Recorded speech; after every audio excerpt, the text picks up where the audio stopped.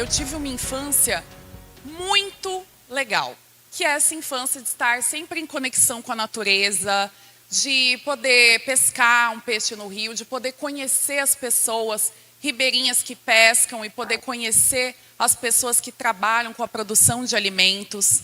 E isso realmente transformou a minha vida. Acho que também muito incentivada pelos meus pais, que sempre trouxeram essa curiosidade para a gente de mostrar tudo que existe no nosso estado. O meu pai, como uma pessoa que cresceu também, tendo a família aqui, o meu tataravô fundou algumas cidades do Mato Grosso do Sul, então eu tenho muito essa história conectada aqui. E nessa minha busca de propósito, o chocolate se apresentou na minha vida de uma forma muito fora da curva. Nunca imaginei que eu fosse trabalhar com alimento na minha vida, muito menos que eu fosse trabalhar com chocolate. Mas, deixa eu voltar aqui. Aí. O que aconteceu? Eu sempre tive esse interesse em fazer algo que causasse algum tipo de impacto no lugar de onde eu vivo.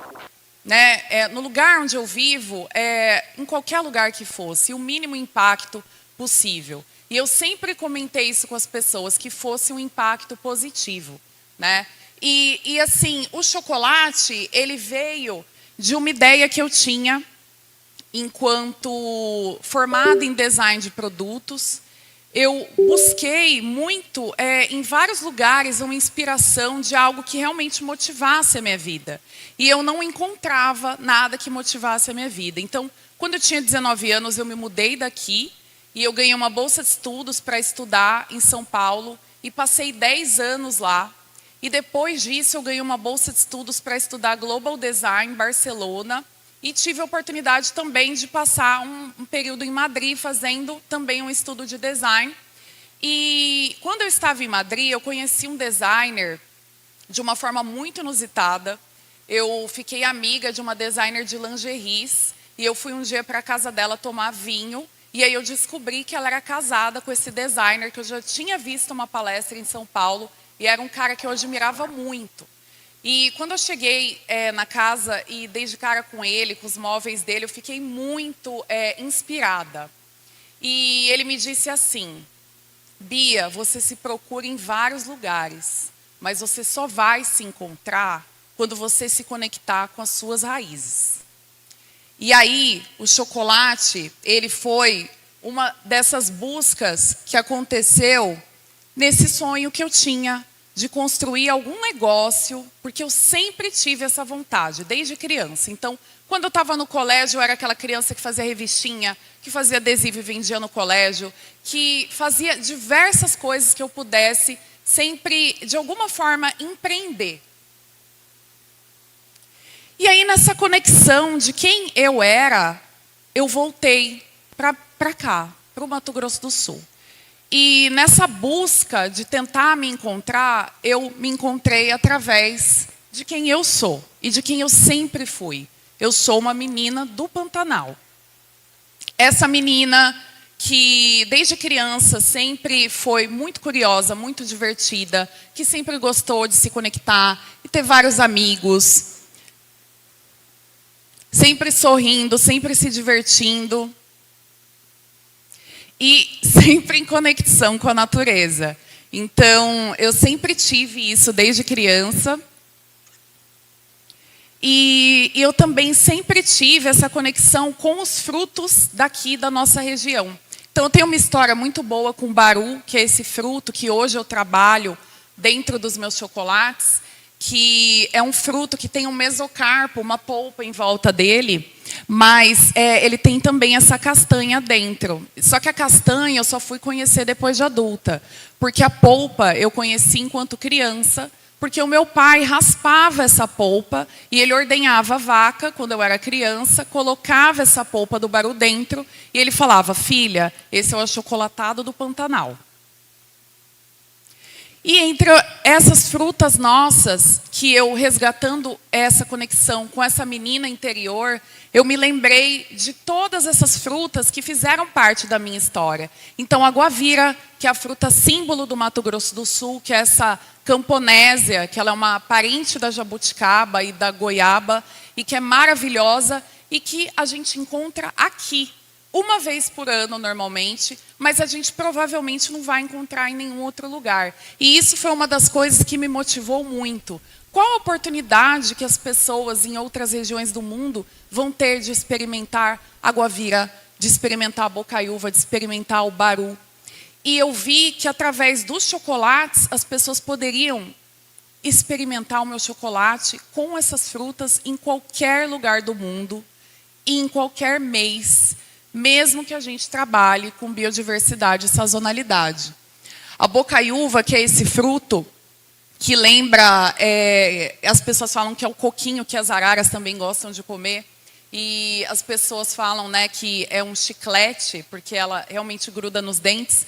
Eu lembro que quando eu era criança, jogava a pedra para cima, no pé de bocaiúva, no intervalo do colégio, e as crianças pegavam bocaiúva, roíam e voltavam com os dentes todo amarelo, de volta para a aula. O jatobá, que algumas pessoas falam que tem cheiro de chulé, né? Mas que para mim sempre teve um cheiro de baunilha.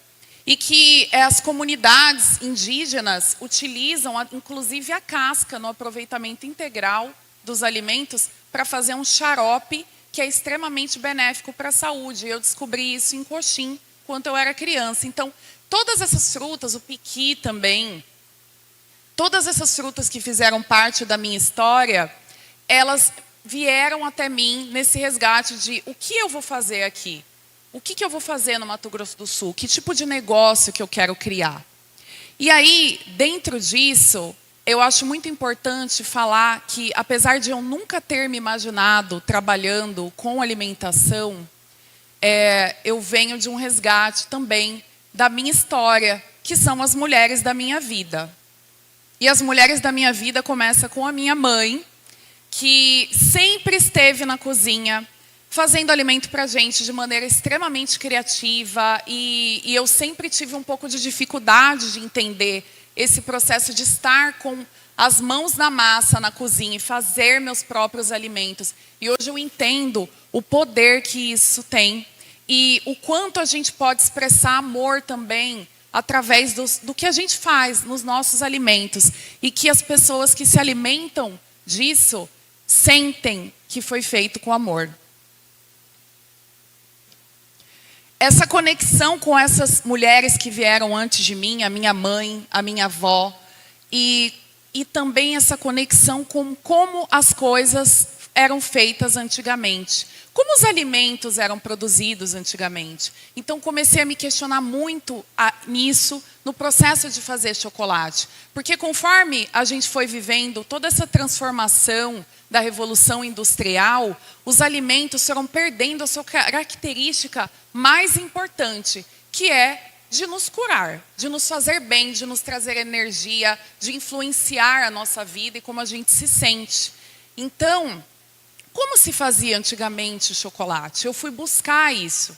Então, eu fui me conectar com comunidades nativas de várias regiões do Brasil. Inclusive, uma curiosidade, o cacau ele é nativo daqui da Amazônia brasileira. Então, eu fui me conectar com as pessoas que faziam esse trabalho de salvaguarda da biodiversidade e dos frutos que eu queria utilizar. E foi aí que eu me conectei com as mulheres do Pantanal. Então, essas mulheres que vivem em regiões inóspitas do nosso bioma e que muitas vezes a gente jamais vai ter oportunidade de conhecê-las, mas que, através de trabalhos que a gente possa desenvolver, talvez possamos dar voz a mulheres que fazem um trabalho extremamente importante. E foi nessa motivação que eu comecei a desenvolver o meu negócio.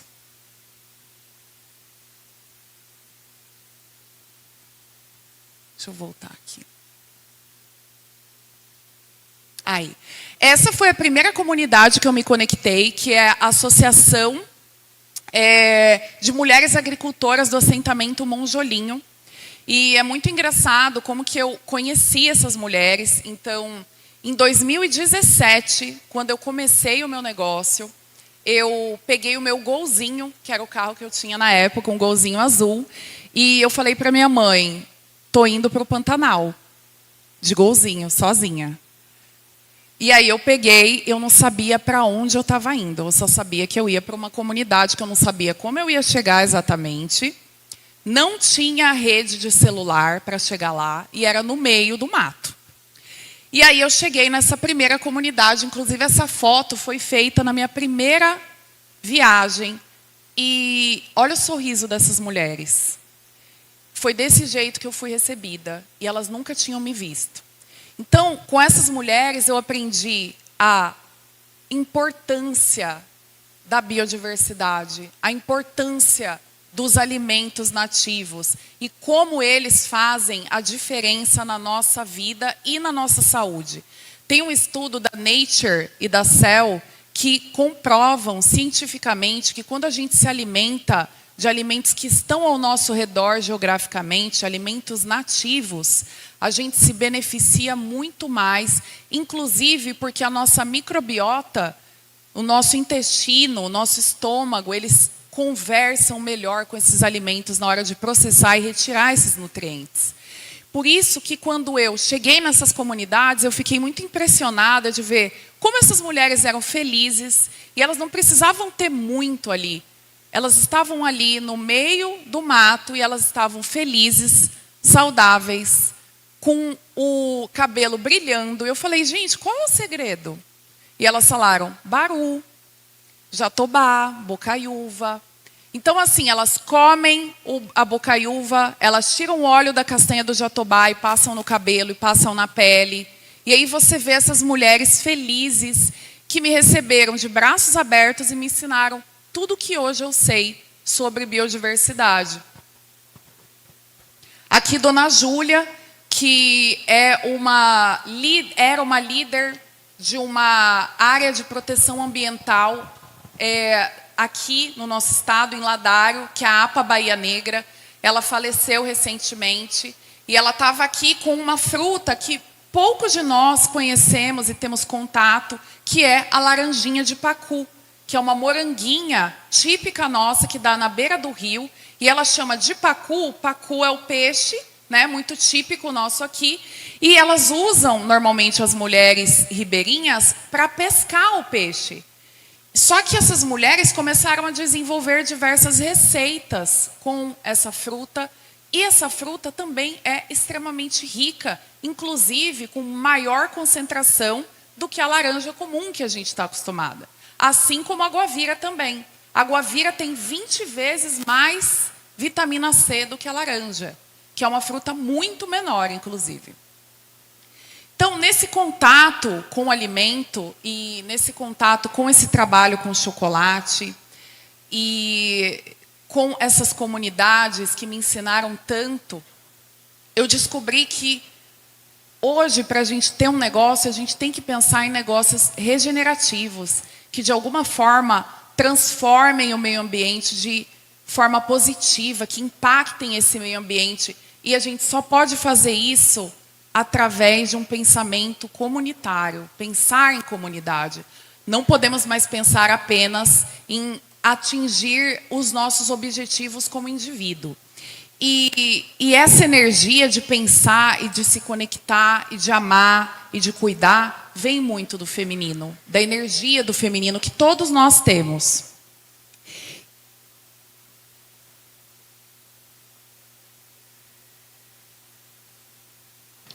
Bom, eu acredito também que os produtos que nós produzimos, eles vão além do físico. Eles alimentam a nossa alma.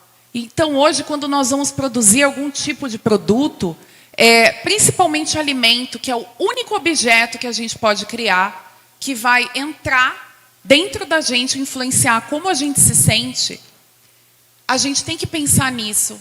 É importantíssimo hoje que a gente pense e que a gente rompa essa cegueira botânica que existe na nossa vida. Então, muitas pessoas me perguntam, puxa, mas o que é o Baru? O que é a Guavira? Gente, é só andar pela cidade de Campo Grande.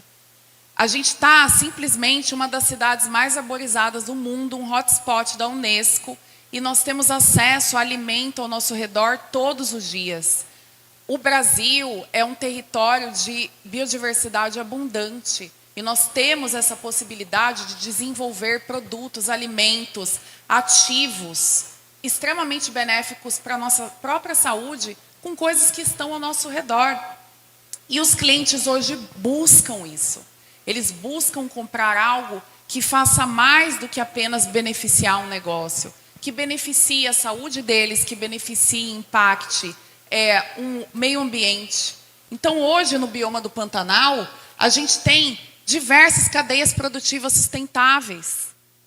E quando a gente fala de sustentabilidade, a gente tem que focar em pessoas e no meio ambiente. Não apenas em oferecer um produto que diga que é sustentável e que venha numa embalagem verdinha. Quando a gente pensa nisso, a gente pensa nesse impacto que os nossos negócios podem colocar no mundo, que um produto pode impactar. A gente tem que pensar nessa cadeia completa. E aqui no nosso estado, Mato Grosso do Sul, Pantanal, bioma do Pantanal e do Cerrado que nós temos infinitas possibilidades de transformar realmente esse lugar que a gente vive em uma mega potência de ativos da floresta. Hoje a gente fala muito sobre a Amazônia, mas o Pantanal é um verdadeiro mistério para pessoas que estão fora daqui. Mas elas estão olhando para cá também. Então, quando a gente pensa no futuro, não existe mais futuro. A gente vem vivenciando impactos da crise climática. Então, a gente tem que pensar nisso agora. E para a gente pensar nisso, a gente tem que pensar de maneira coletiva. Muito obrigada.